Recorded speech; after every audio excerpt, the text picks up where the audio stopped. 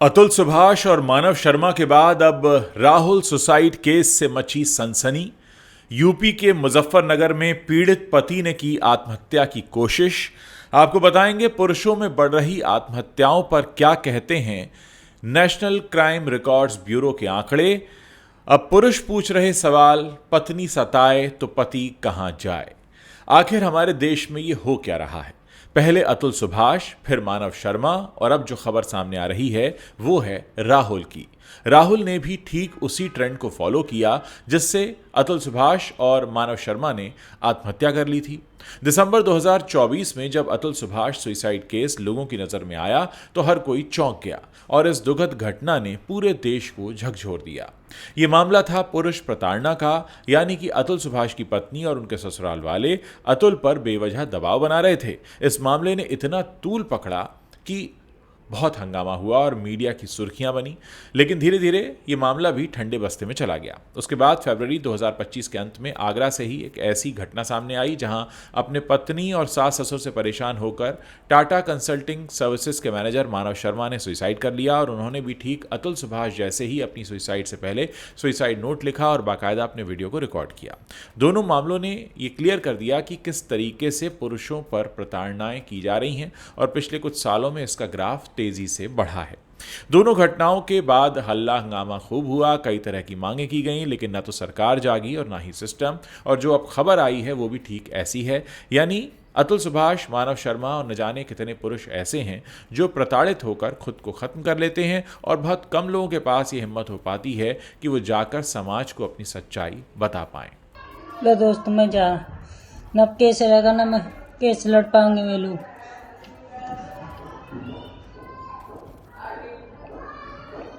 अगर समाज को बता भी दें तो अदालत में उनकी कोई सुनवाई नहीं होती, क्योंकि हमारे देश में ऐसा कोई कानून ही नहीं है। असल में मुजफ्फरनगर से खबर सामने आई है कि ठीक अतुल सुभाष जैसा मामला यहां भी हुआ है। ससुराल वालों और पत्नी की प्रताड़ना से परेशान होकर एक युवक ने जहर खाकर अपनी जान देने की कोशिश की। खुशकिस्मती ये रही कि इस घटना में युवक की मौत नहीं हुई, बल्कि वो युवक बच गया। हालांकि उसकी हालत अभी भी गंभीर बताई जा रही है। इस वीडियो में जो युवक दिख रहा है उसका नाम राहुल बताया जाता है। ससुराल वालों और अपनी पत्नी से परेशान होकर इसने जान देने की कोशिश की। इनका इलाज चल रहा है। हालांकि हर घटना की तरह इस घटना में भी पुलिस ने शिकायत दर्ज कर ली है और वीडियो के आधार पर मामले की जांच में जुट गई है। राहुल के सुसाइड वीडियो ने एक बार फिर से लोगों को चौंकाया है। वीडियो में राहुल ने कहा कि आज मेरा आखिरी समय है, मैं जीना नहीं चाहता क्योंकि मेरे ससुराल वाले मुझे बहुत परेशान करते हैं। मेरे साथ साथ मेरे 85 साल के पिता और 65 साल की मां को भी तंग किया जाता है। मेरे परिवार को झूठे केस में फंसाने की साजिश रची जा रही है और मेरी पत्नी ज्योति मुझसे 12 लाख रुपए की डिमांड कर रही हैं। मैं कहां से इतने पैसे लाऊं? पहले आप इस वीडियो को सुनिए, उसके बाद हम इस वीडियो में आगे बढ़ते हैं। मैं आज वीडियो बना रहा हूँ। आज मेरा आखिरी टाइम है, मैं नहीं जीना चाह रहा। क्यों? मेरे ससुराल वाले मुझे बहुत परेशान करते, टॉर्चर कर रहे, बार बार माँ बाप को कर रहे। मेरे बाप 80-85 साल का है, मेरी माँ 60-65 साल की। और मेरे बड़े भाई को भवज को फंसाया। मेरे भाइयों से कोई मतलब नाता नहीं है, फिर भी उन्हें फंसाया जाए। सारे सबूत शपथ कॉलोनी में भेजे जा रहे, वहाँ रहते नहीं, रामपुरी में रहते हैं। मैं मेरी बहू ज्योति घर जाके झूठा केस बनाया। उन्हें फंसाने के लिए पैसे मांग रहे, डिमांड मांग रहे। पैसा कहाँ से दूँ, इतने कहाँ से लाऊं? 12 लाख रुपए मांग रहे, कहाँ से दूँ इतने? 12 लाख से भी ऊपर डिमांड है। इतने गरीब आदमी, केस लड़ने के लिए पैसे नहीं है, कहाँ से लाऊं? हाथ पैर जोड़ लिया, चौकी में भी मेला, थाने में भी नहीं मानने। मैं तो पैसे मतलब मैंने घर बचाने के लिए ब्याह नहीं करा था, सिर्फ मैंने पैसों के लिए ब्याह करा था।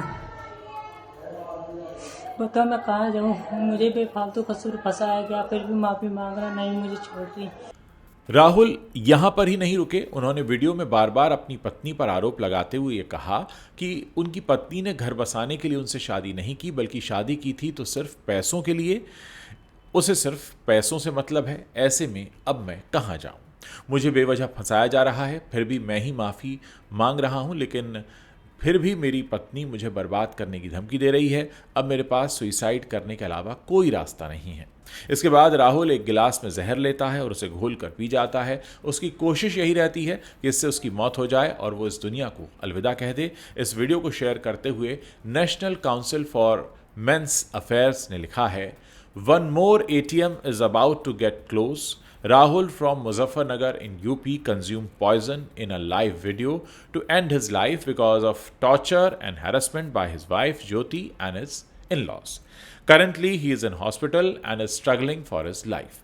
घटना के बाद राहुल का वीडियो सोशल मीडिया पर तेजी से वायरल हो रहा है और लोग इस तरह की बातें कर रहे हैं कि लोगों को फिर से एक बार पुरुषों से हमदर्दी हो रही है और इस घटना पर दुख जताया जा रहा है। लेकिन दुख जताने वाले ये लोग उस वक्त कहाँ चले जाते हैं जब ये घटना हो रही होती है, जिस वक्त घटना पर कोई एक्शन लेने की ज़रूरत होती है, जब घटना पर किसी कार्रवाई की ज़रूरत होती है और जब ऐसी घटनाएं समाज की सबसे ज़्यादा बड़ी ज़रूरत होती हैं कि उन पर ध्यान दिया जाए, तो ये लोग उस वक्त चुप क्यों हो जाते हैं।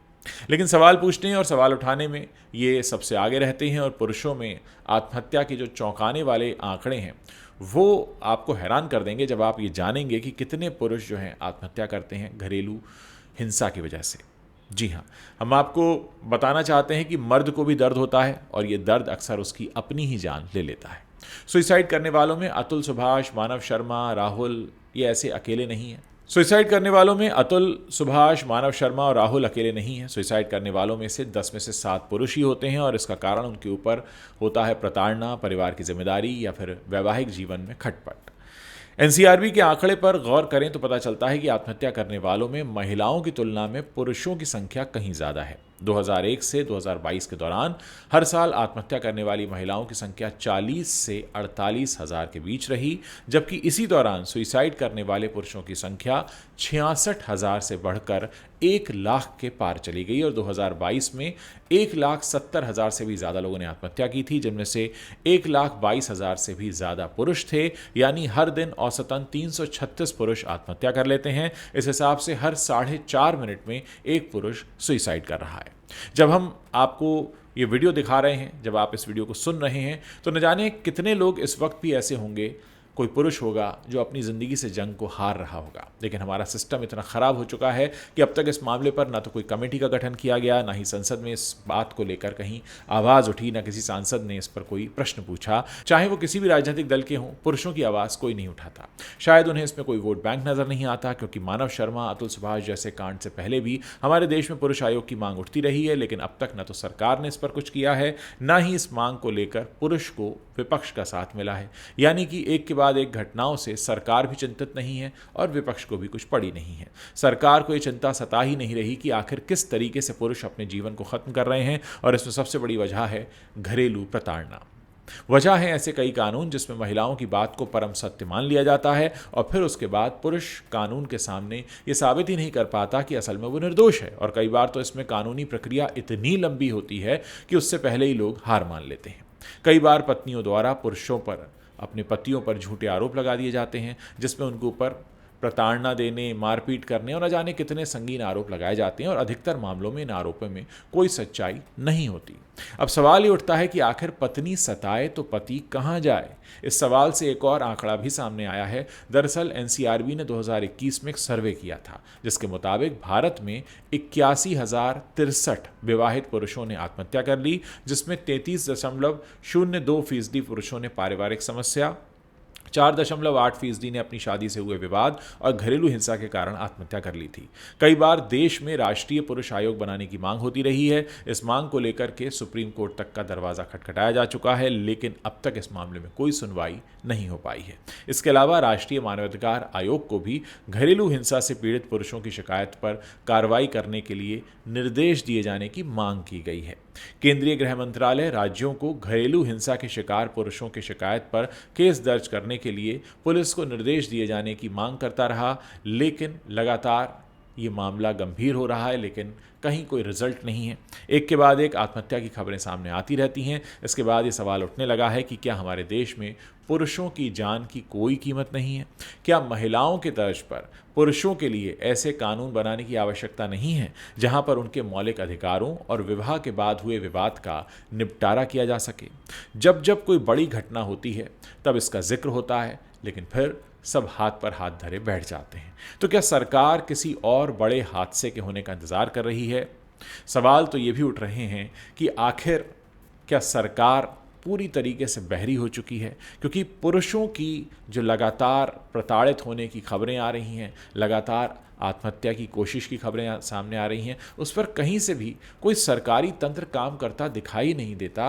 मानो सरकार तक ये आवाज़ें पहुंच नहीं रहीं, सरकार को कुछ दिखाई नहीं दे रहा है। दोस्तों, ये बात आज की नहीं है, पिछले कई वर्षों की है। पिछले कई वर्षों के दौरान ये मांग होती रही कि जो प्रताड़ित पुरुष हैं वो कहाँ जाएं, लेकिन इसका कहीं कोई कोना नहीं है, इसका कहीं कोई न सुनने वाला है, न इस पर कोई जवाब देने वाला है। दोस्तों, इस पूरे मसले पर आप भी अपनी ज़रूर कोई ना कोई मांग रखते होंगे। अगर आप पुरुष हैं तो भी इस वीडियो के नीचे कमेंट कीजिए। अगर आप महिला हैं तो भी हमें बताइए कि आखिर ऐसे पुरुष कहाँ जाएं। हमें इंतज़ार है आपके कमेंट्स पढ़ने का।